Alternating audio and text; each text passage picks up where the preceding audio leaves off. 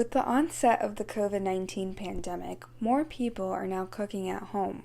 But with more food being produced at home comes the waste of that food. Each year, the average American wastes 80 billion pounds of food.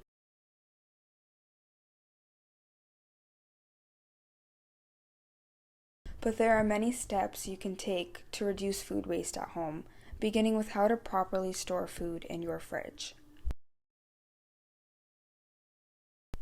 First, make sure the fridge temperature is set to 40 degrees Fahrenheit or lower to prevent food spoilage. Meat should be kept on the bottom shelf of the freezer so it doesn't drip onto other foods. Unopened frozen vegetables and fruit are good for up to 10 months after the printed date. Dairy belongs in the middle or the bottom shelf and towards the back of the fridge. Eggs also belong on the shelf and not in the door, as the constant opening of the fridge can cause those products to spoil faster. Avoid storing bread in the fridge, as it will get stale faster. Wrap your greens, such as lettuce, in damp paper towels to keep them hydrated. You can roast vegetables, like cauliflower, to extend their shelf life.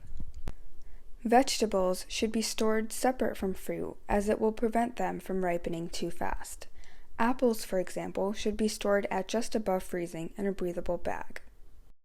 Keep potatoes and onions out of the fridge, but don't store them together.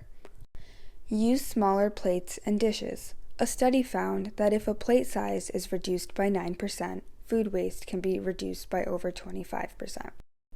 According to the U.S. Department of Agriculture, best before or best if used by labels indicate when a product will be of best flavor or quality and is not a purchase by or a safety date. Depending on the product, you may still be able to use it after a few months. For example, unopened jars of peanut butter are good up to a year after their printed date. Use by is the last date recommended for the product while at peak quality, but is not a safety date either. By implementing these small changes at home, we can slowly begin to reduce the amount of food waste we produce.